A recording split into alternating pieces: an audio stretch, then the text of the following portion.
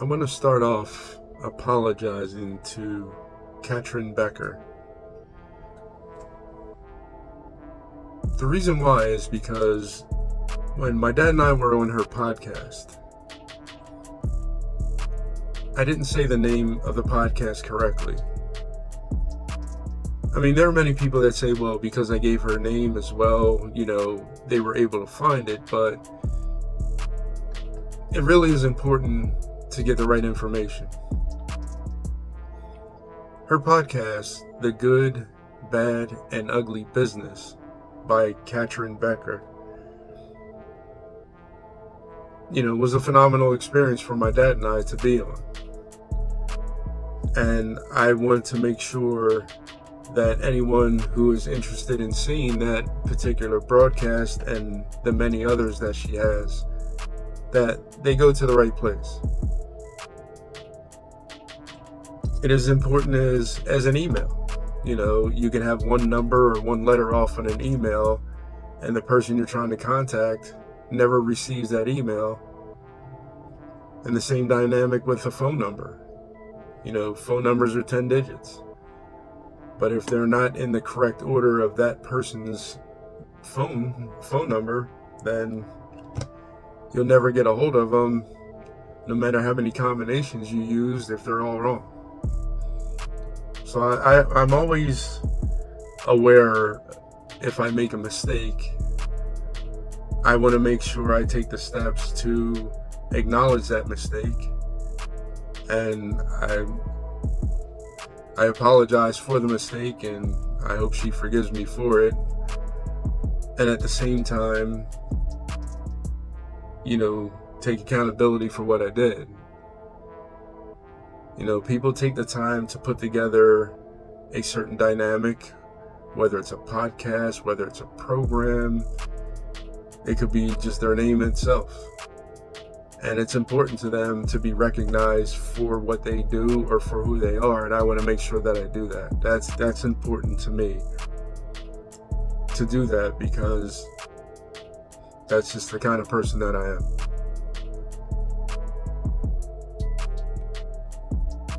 It leads me into this past week. This past week has been pretty dynamic. A little more than a week ago, I had the honor of being a part of the CMT Walk and Run over in Pennsylvania. It was the Philadelphia CMT Walk and Run, but it was held over in Media, PA at Ridley Creek State Park.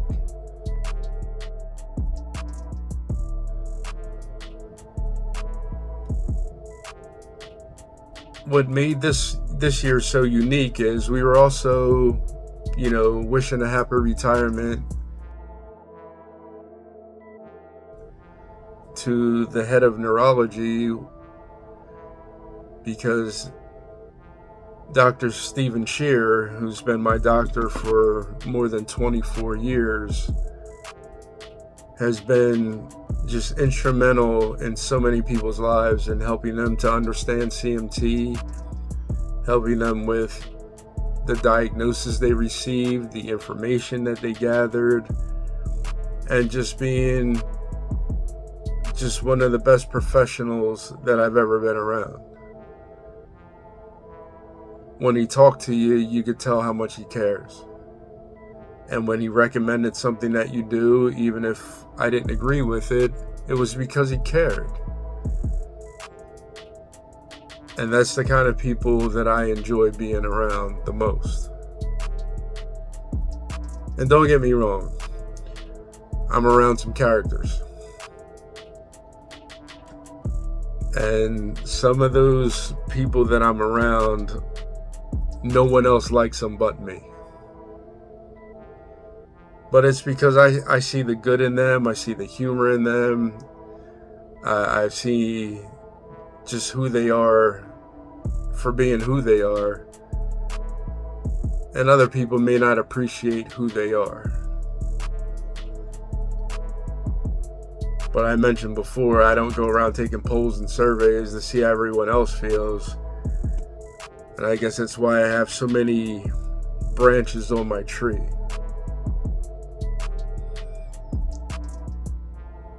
When I was at the CMT event, it was so great to see so many familiar faces and be a part of the team that helped put that together.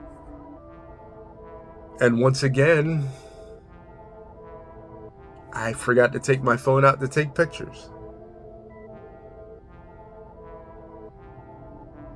I do have pictures, and I'm grateful that they were sent to me, and there were other pictures taken that I'm included in.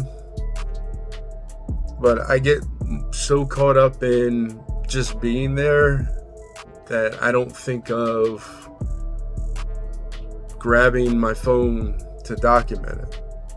It was just a special day for me to be there with so many people that I just love and care about, and to meet so many new people like Gavin, who's gone through his share of twists and turns with CMT and needing surgeries for different things, and his energy just inspires me to do more. That is the kind of person that I kind of gravitate to not only, be around, but also to learn from. Because there are times when we all get a little down, and then there's that person that you're like, you know what? I remember that person and what they said that day or what they did that day, and it kind of helps to lift you up.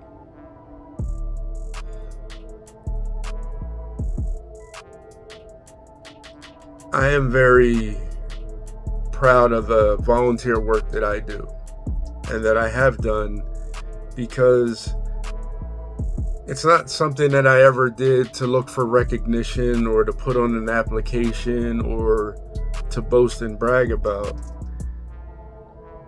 And I always encourage people to do charity work and volunteer work, however you want to, phrase it. Just because. And you have to do it because you want to. You can see through the people that are there because it looks good. And you can see through the people who really care. And one of the things that's been consistent about everyone that I've ever been around with the CMT organization is these people care. Not just about themselves, but they care about everyone that's around them. And when you meet them, it's like meeting a new family member. And that's how they've always made me feel. So because of that, I just do everything that I can to be involved. And sometimes I get a little distracted along the way, and I get started on something with them, and then I end up bailing out because so many other dynamics are going on. And I apologize for that. But anytime I can be involved with them, I'm there. If I ended up one day doing more for them, I'd be open to do that as well, because I'm constantly meeting people, and I'm going to stay in that unit of CMTers that they don't realize their value. I see the struggles, and I see the concerns, and I see the loss of hope that they have, and I can hear it in their voice. They feel that however their life is as good as it gets. And when I hear that, sometimes the right words to say are nothing. And the reason why sometimes it's the right words to say is because at that time, Words of encouragement are not something that they want to hear. But you learn that by listening to them. And then when you dig deeper, you learn that the reason why they say this is as good as it gets is because of how much they've been through before. They're happy where they are. And I respect that. And the age range doesn't matter. I don't want anyone to think that, okay, when you get older, you just figure that's the way it is. No, it isn't that. It's just that that's where they're at peace. If they want to do more and they say, you know what, tell me more about this, I'm open to do that. But I don't believe in just pushing myself on them and saying, well, I know you can do more, so let's get out here and do this or that. You know, that's not who I am. And it's funny.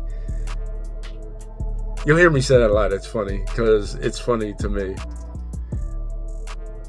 There was someone, not at this event, but in the past from CMT that said, I think you're the right person to learn from. I said, why? It's like, oh, I can see you'll get me going and you'll get me get me motivated. I almost said aggravated, but probably I'll do that too. But get me motivated and, get things going in a way that I never thought I could. I feel that you're the person to do that. I said, well, I could be, but tell me what you want from me. And they said, oh, well, I need you to come in there and just get me fired up and to get me going and, just stay on me, just stay in my ear. And I said, well, I'm not the right kind of person for you. And they just stopped. And they're like, no, well, that's what I need to get going. And I just tell them I'm not the person for you. And they said, why not? I said, I have friends like that. I used to go to the gym with them, and it's like, we're blasting out reps, and you get to that one where you're struggling, and you're yelling like, come on, and they're, come on, and, they're high-fiving and chest bumping and all that at the end. I'm the opposite. I don't like anybody yelling at me. That doesn't motivate me. So I don't have that teaching persona that I'm revving people up to get them going. I look at it as if you're on the floor, you're ready to go. Now let's get going.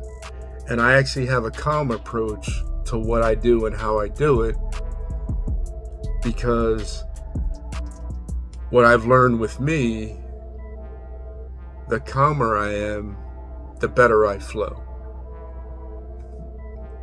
And I emphasize that when I teach. I do what I can to keep people calm. If they get elevated, I'm cool with that too. But the elevation is going to come from them. It's not going to come from me when it comes to amplification of how they express themselves. That's not who I am. I'm not that guy. But I will get you going.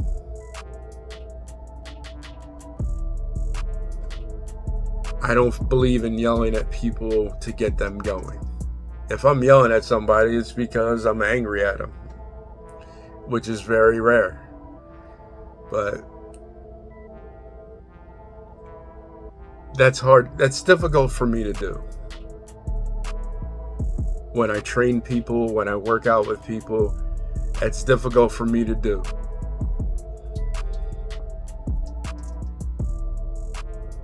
The reason why I talk about this is because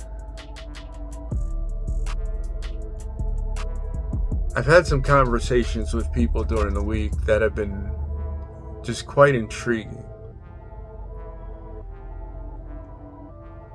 And one of the conversations that really stands out is when someone said to me, and I've heard this before, but they said, don't you think you've done enough?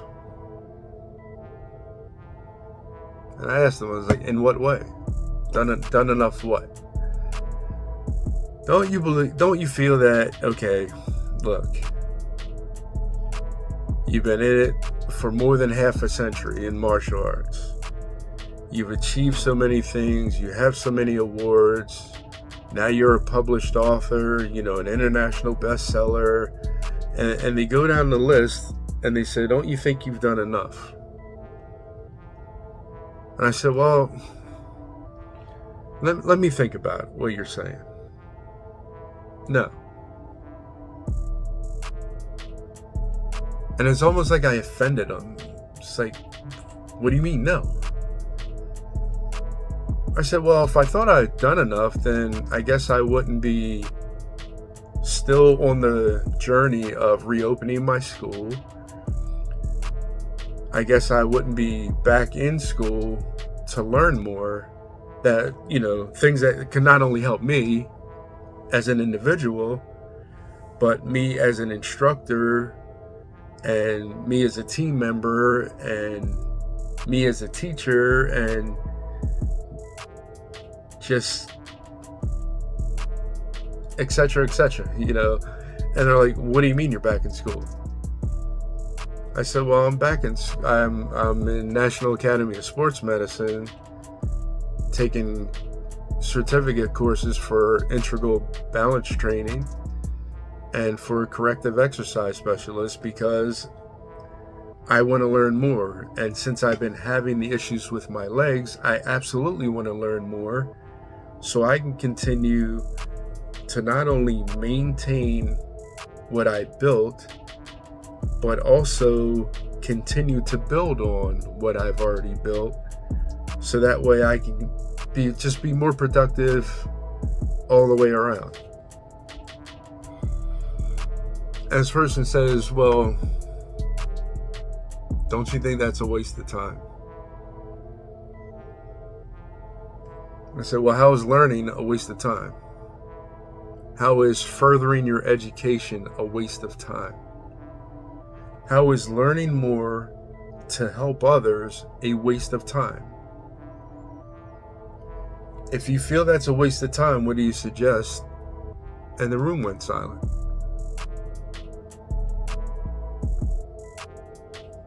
They didn't have an answer. And they said, well, you can at least take a break. I was like, I do that at least once a week. What else?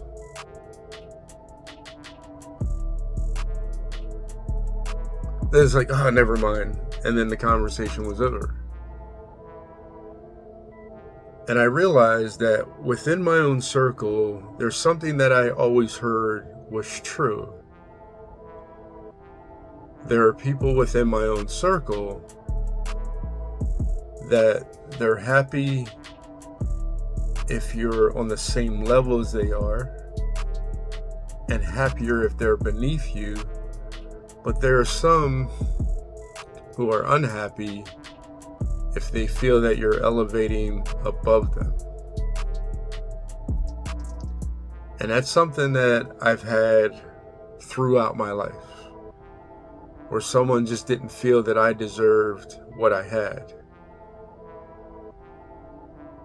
One of the funniest examples, when I was a professional truck driver, only once in my life have I had a brand new car. I'm sorry, twice in my life. But the one time that I had this brand new car, it wasn't fancy.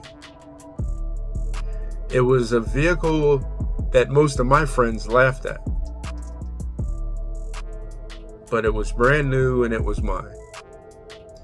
And I remember driving into work, and I didn't know someone who also worked there had the same type of vehicle and almost the identical color. So the first thing they said is, oh, I didn't know you were dating her. It's like, dating who? And they said, the girl in the office. I said, I'm not. I was like, what are you talking about? They're like, well, you just came in her car. It's like, no, that one's mine. They're like, oh, that's you? I was like, yeah. Oh, looks just like hers. I said, I didn't know she even had one. So I go and park, and in that short amount of time of me getting the things out of my vehicle to put in the truck, And I go in the office, it had already circulated that I got this new car. And there were two people that said something that really stood out. And the first one said, "Oh, you must be doing all right to be able to afford that." I said, "The car I have isn't expensive, so what do you mean? Your used car costs more than mine." And he laughed. He goes, "Well, yeah, that's true. Your used car is a luxury car and mine is not. So what do you mean?" And he laughed again. And then he walks away. But probably the most insulting thing is one of my bosses said to me, "Yeah, I heard you got a new car." I was like, "Yeah." He goes, "Well, I guess I'm paying you too much."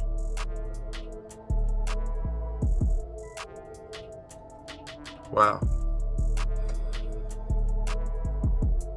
Is that how you feel about it?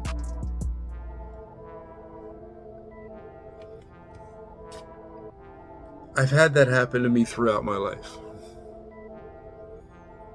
It could be something as simple as a new suit, a place that I lived, a pair of sneakers that I had on. Before the braces, I was a Converse guy, so they're not extraordinarily expensive that I know of. But what I had, they just felt that I didn't deserve that.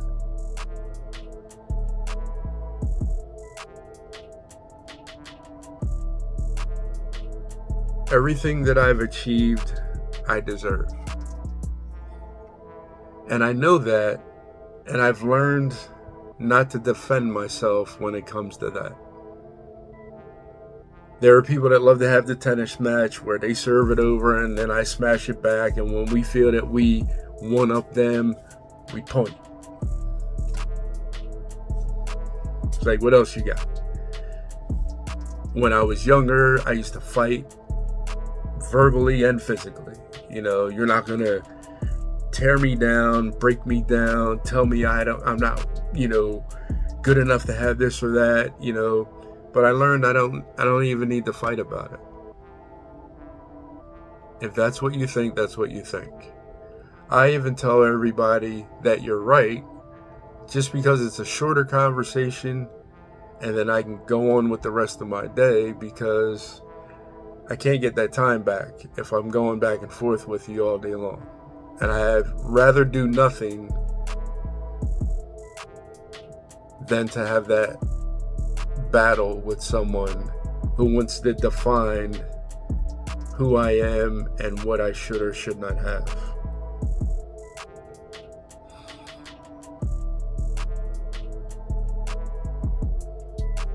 I don't understand to this day why people do that, other than they can.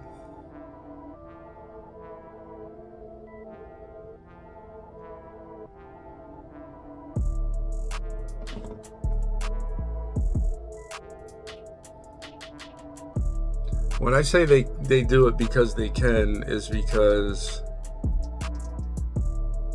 it was also brought up in a conversation, discrimination.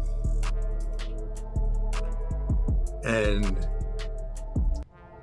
it was along the lines of, things are good and things are this and things are that. And I told this other person, well, define good. And they always want to define how things are for people of color compared to the time of civil rights and slavery, etc., etc. And I said, you are correct, but there are some things that didn't change. And they were kind of taken back by it, and they're like, well, what do you mean? I said, I can give you a great example that I was subjected to more than once, but there's one that really stands out, so I'll talk about that one. Years ago, when I started on my quest to have my own school, I went to a particular establishment to get a loan. My income was solid. I didn't have any, substantial debt or anything like that. And it was required that I have 7 things.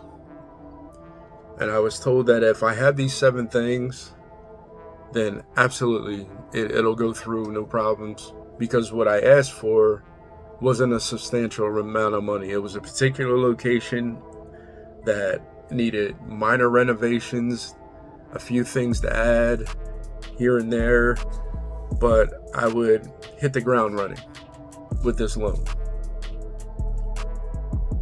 I produced those 7 things. My business proposal and the 7 things that they requested. Cool. Time goes by. I receive a phone call to come in. I come in with my pen, waiting to sign. And they said, well, it's been decided that you need 3 more things. It may take you some time to get that, but, we feel with these 3 things, it'll be concrete, everything will go through, and away we go. It's like, okay, granted. Now, this is me being new at business. I don't know the procedures, the techniques, the methods, however you want to say it. Cool. I produced those 3 things. I submit them. They let me know I'll know something probably within 48 hours. I get a phone call in 48 hours. And I received that phone call, and they said, look, when are you available to come in? We set up a time. I come in a day. We come in, bam. Pen in hand again. And then I was told I needed 2 more things. And one of those things I was unable to produce. So I was declined on the loan. So that facility went away, and I was back starting all over again. Now, talking to older people, they said, well, you got redlined. And I know it's a touchy subject when it comes to that, but redlining is when people of color are discriminated against when it comes to things like that, like getting a loan for a business and things like that. But one of the things I love about my family is my cousin, he had a phrase when I told him what happened. And he said this one thing. And I've not only said it to the person who originally denied me, but I've said it in other conversations where it's not an attack. It's just a question that I ask.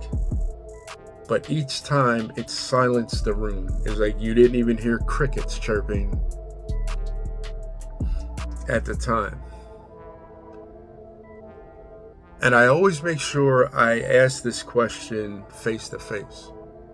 It's not a conversation I've ever had over the phone. I ask the person on each occasion. It's only happened a few times, but each time I've asked the question face to face, I've gotten the same reaction, which was silence and a search for a response. And I said it the way my cousin said it. When I came in to ask,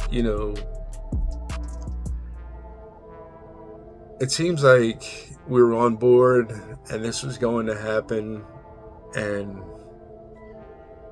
it was going to be a great day. It turns out it was not. I said, so can I ask you a question? Of course, that person said, sure, you can ask me anything. I said, why do you keep moving the finish line?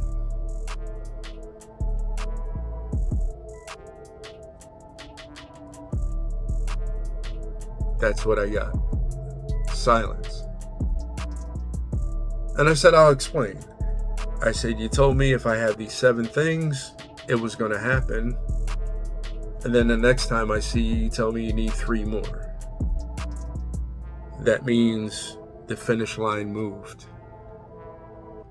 And then when I reach that finish line, then you tell me, oh no, I need 2 more. And I guess I was exhausted, so I wasn't able to finish the race to get to that finish line because I was missing one of the two things you requested. So I'm just curious, why do you keep moving the finish line?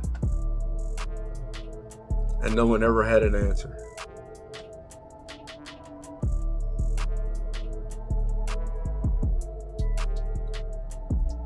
One of the things that I've always said is, to people like that, it's fine. I'll just go be successful without you. I learned that particular person, the reason why they did what they did was because they could. They never had any intention on saying yes to the loan, because I found out that this particular person didn't have to go through anyone to approve it. But that same person knew someone with a school of their own and was just taking my business proposal, which included elements of my program, and sharing that with that other establishment. And the reason why I know is because it turns out this person also had a former law enforcement background. If anyone who's grown up around law enforcement, they have their own language. My dad, my uncles, all that, they had their own language. So when that last encounter I had with that person, I started to ask certain questions because I picked up on the language they were using, and they ended up telling us, "Oh yeah, I do know someone," and and they went on, and that's how it all came about.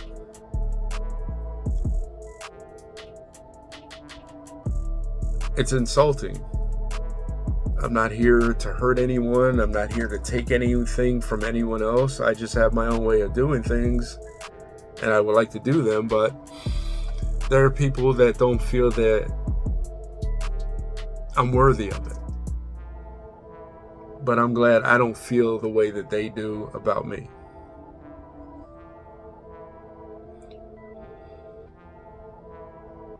I always emphasize the importance, not just to the students that I teach, but to my team, to anyone that I encounter, is just to know who you are. Don't look for everyone else to define it. Know who you are. So that way, no matter what, you don't need any verification from anyone about who you are.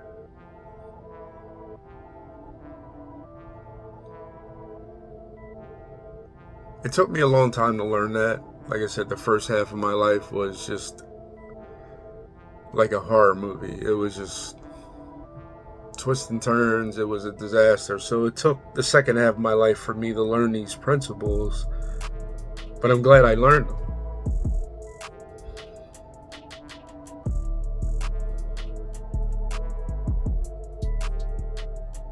I'm grateful for my patience, because I could have given up on so many things and I wouldn't be here today if I did give up on them.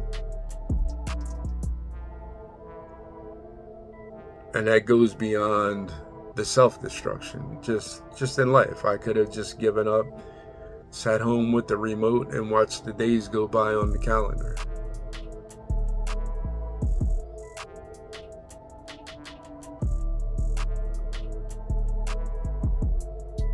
Today is kind of I don't mean this to be a downer. It's just something that I wanted to share with you.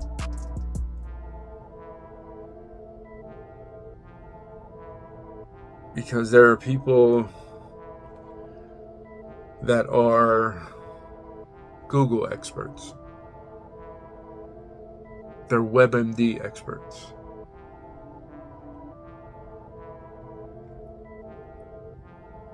The WebMD experts are pretty amazing because oftentimes there are people with no medical background at all. And I'm not talking about the people on the site. I'm talking to people that look up the information. So they go to that to look up information about things.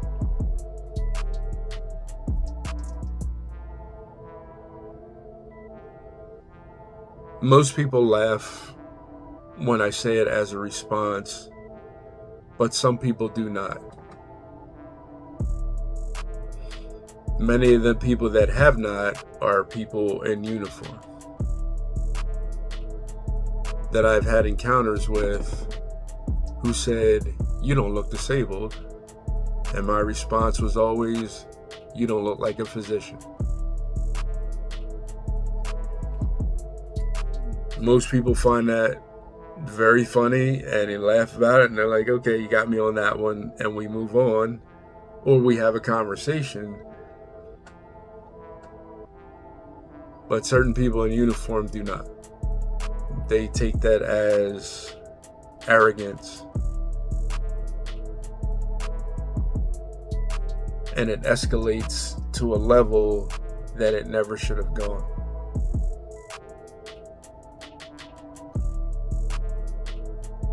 I've never Googled myself. People always say you should Google yourself, you should know what's on there about you, etc., etc. And I've had people look me up and they said, "Oh, well, this is on there or that's not on there, etc., etc." And I've always been on the fence about information that's out there. Meaning, I've never Googled myself. And anytime someone asks, "Well, why not?" I say, "Because I know who I am." The thing that I respect is 9 out of 10 people who have Googled me, if there was something that they questioned on there, they asked me. They had a conversation with me and say, "Yo, this is on there." I was like, "You want to talk about it?" "Sure." And I do, good or bad. I talk about it. It's like, this is what happened. And this is when it happened. And this is why it happened. Or this did not happen. I don't even know why that's on there. And I've had so much respect for people that just have the conversation with you. They don't just take what they heard or what they read and decide who you're not. I appreciate the people that have taken what they've seen and what they've read and what they've, what they've heard from someone else and said that I'm a good person, because I'm humbled by that, because I do what I can to be a good person every day, not because I have to be, because I want to be.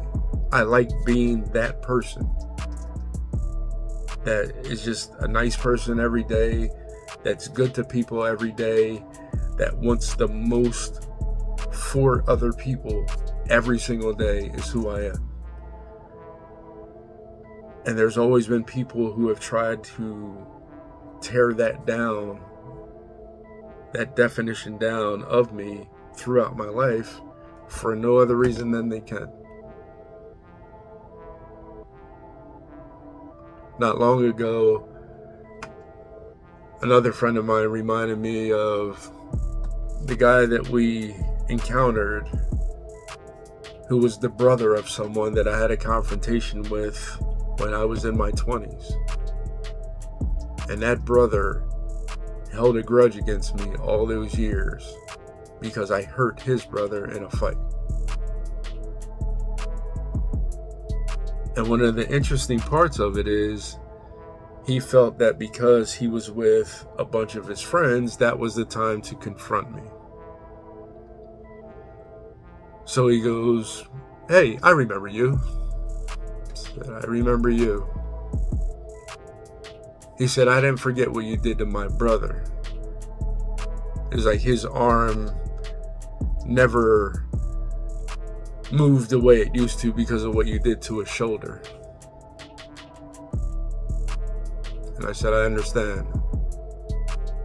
And he said, "Oh, you're not going to apologize for it?" And I said, "No." And he said, "Well, maybe I should do to you what you did to my brother. Me and my boys here." So the friend that I was with just backed up. And the guy says, oh, well, you probably need his help. And my friend goes, no, he's not. So then his friends started to look a little nervous. So before it escalated, I said to him, did your brother tell you why we had that fight? And he said, well, you guys were hanging out and all of a sudden you were on him. I said, well, he left a lot out. That night, we were hanging out.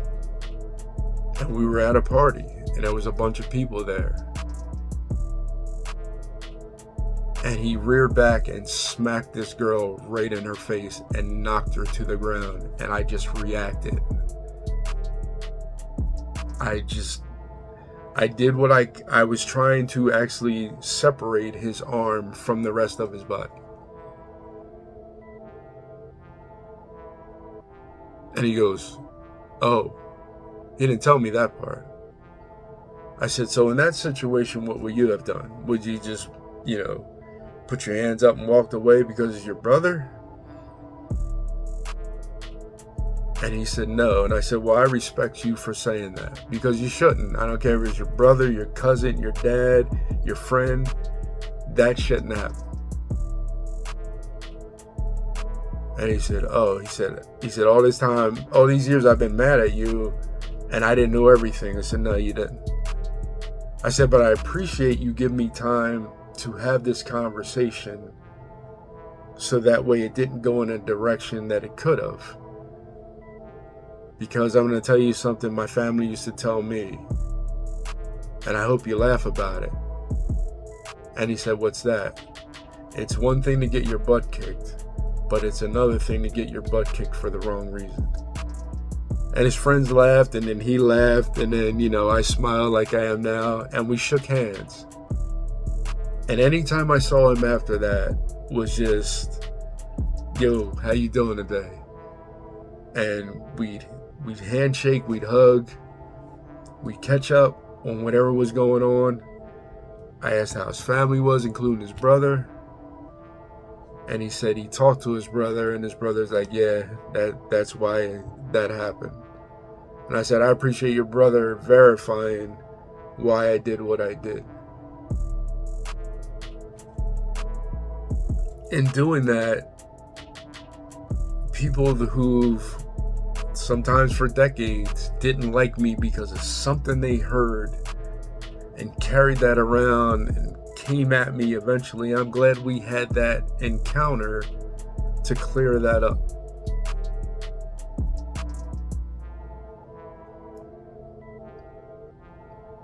I didn't always have the right reaction. Today's society would say, well, you should have just dialed 911. That's not the environment I grew up in. So my initial reaction was to hurt the arm that did what it did. Not proud of it. It was just what it was at that time. There are so many dynamics in my life. I just, from talking with family and friends just in this past week,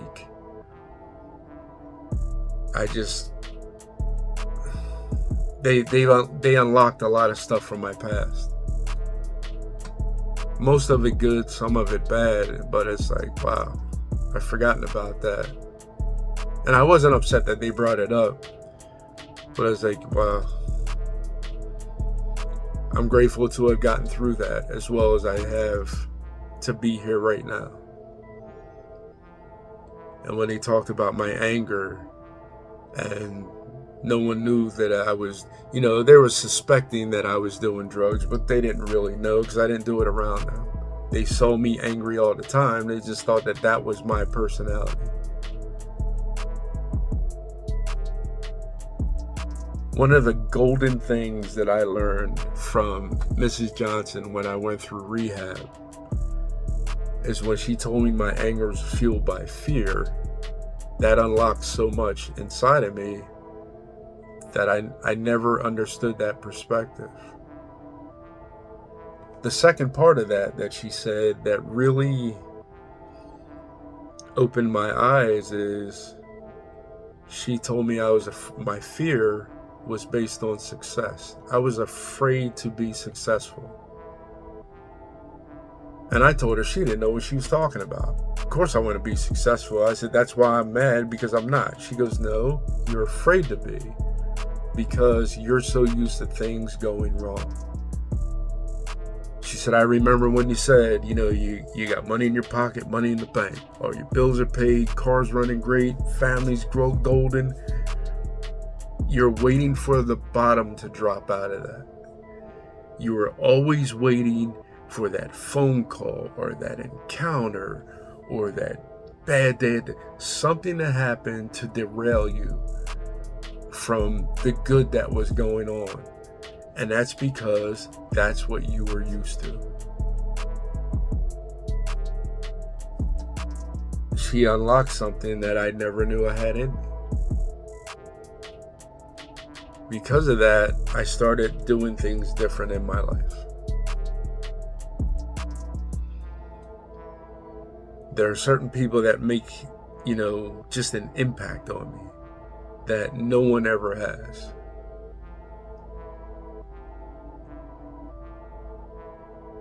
Five people in my life are the only ones that said, I never doubted you. And I wasn't related to any of them. Only 5. Each time I heard that, just put me on another level where not only did I want to do more, I was like, wow. To me, that's a level I never thought I'd achieve.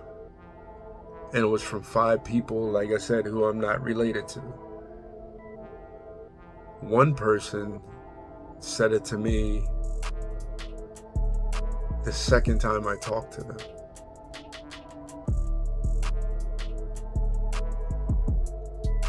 I realized the impact that words can have on people, and I don't take that for granted. I do what I can to have that kind of impact on others, and I've learned that I have.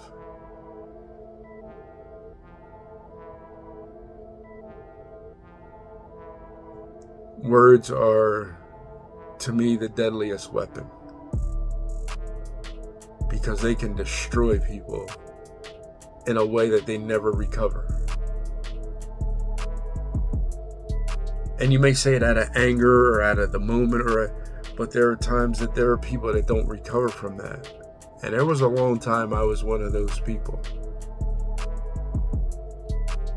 So I've learned to be more of a listener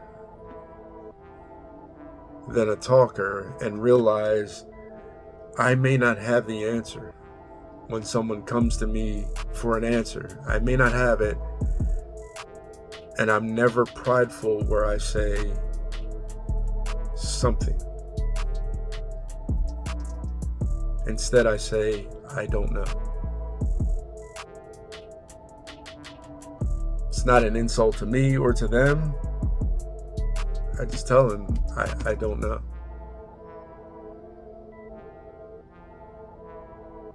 I used to feel like I needed to have answers for everything, and anytime somebody threw something at me, what would you do in this situation? I don't know. No disrespect to them, I just don't know.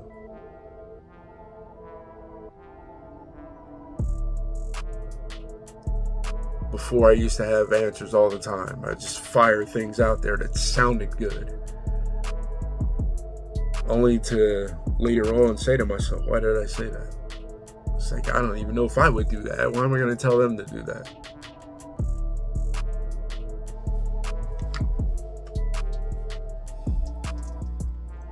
When we talk about, energy, back then we used to call it vibes. But when it comes to the energy that people put out, I'm grateful for, like I said, all the branches that I have on my tree, whether it's CMT, martial arts, AOC. A great example of that is, my Jersey Strong brother, Mark. I haven't known him for very long, but I feel like he's someone I've known all my life. I look at him as family, from now until, he's just that kind of person.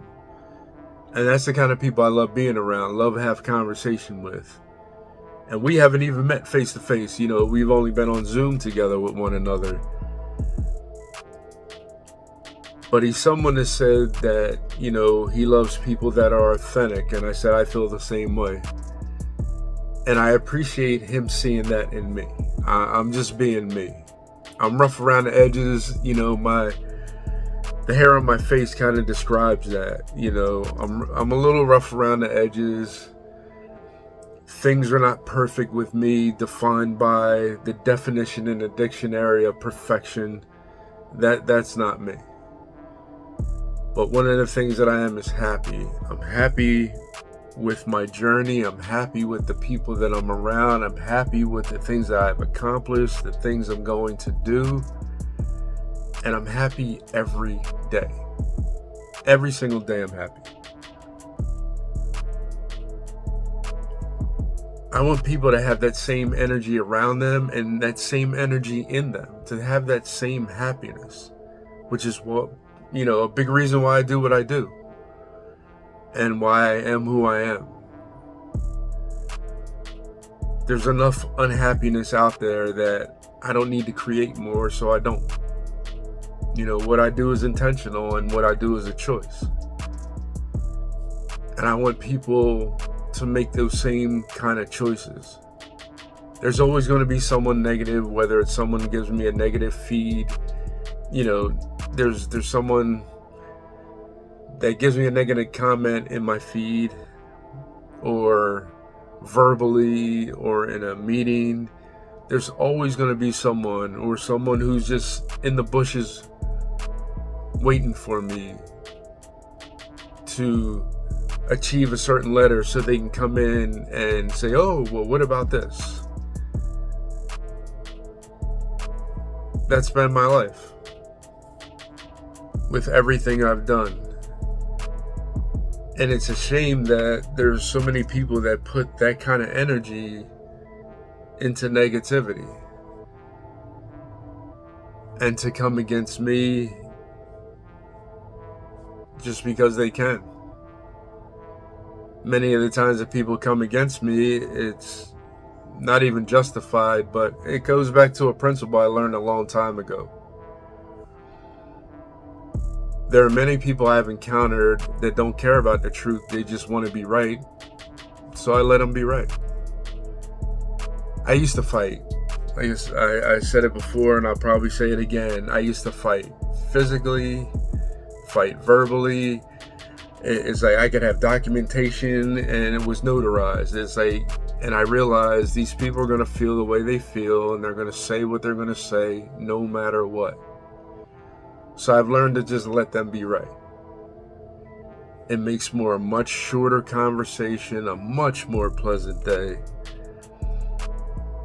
And that's one of the reasons why I'm so happy. I mean, the Most High is without a doubt the number one reason why I'm happy, because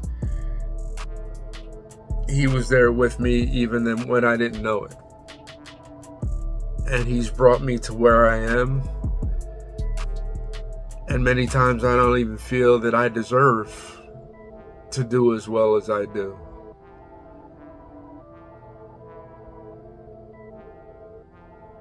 Whether it's the way I dress, the way I speak, the way I look, the color of my skin, I'm okay with me. I'm not just okay with me, I'm happy with me. I want you to be happy with you.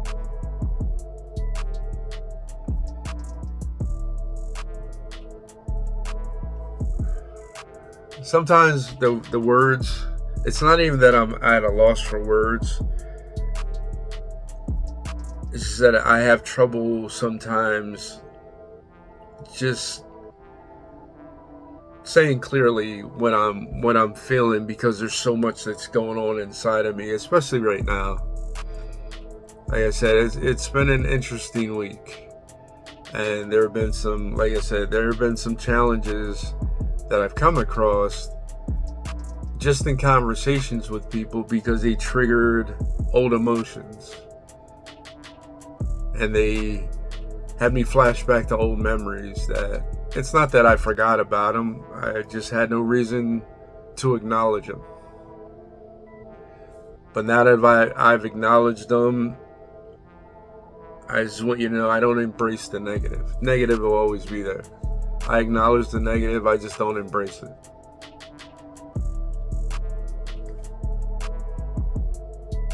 I hope that there's a interest in what I say and what I do, because my motivation is about others. It's not about myself.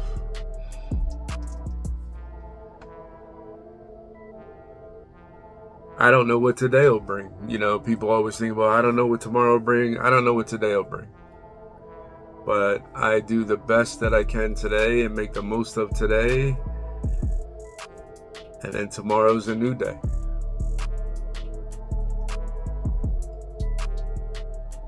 Sometimes it can get a little nerve-wracking just not knowing. You know, having a yes or a no, I appreciate because it's definitive. But a maybe or an I don't know at this time sometimes can be a little nerve-wracking, because I would like to know what's next. But I'm excited to know what's next.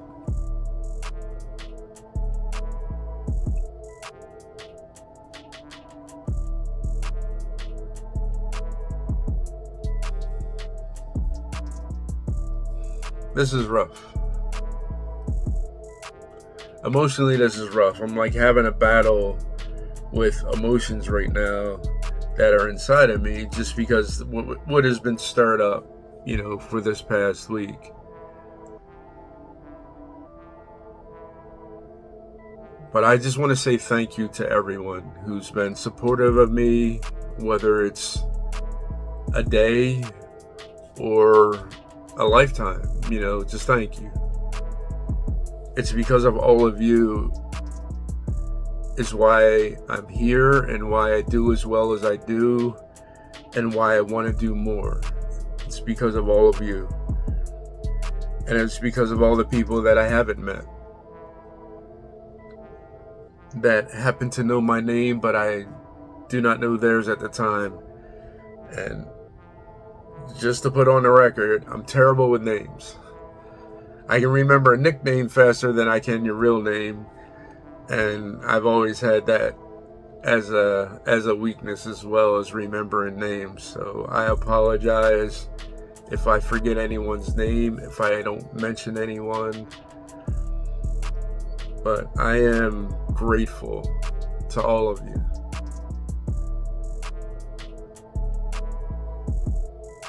Doing these is helping me. You know,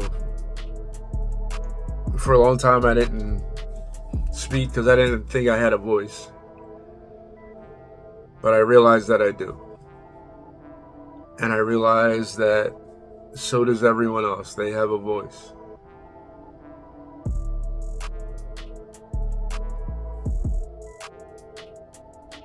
I'll get better at responding to people who have left comments.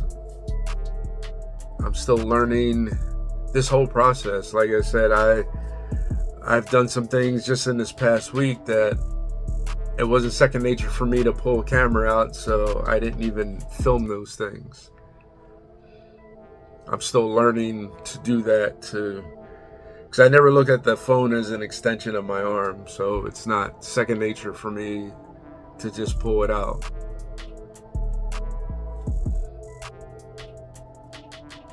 I'm grateful that all of you are here. I hope you enjoy this journey the same way I have.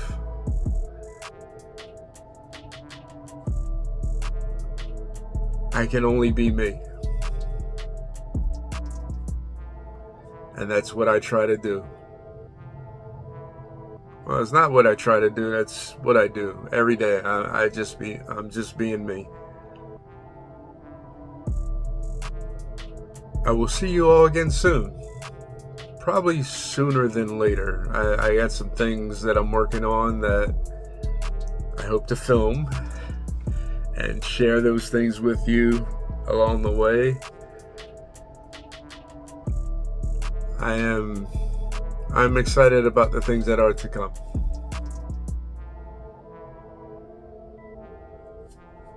Just breathe.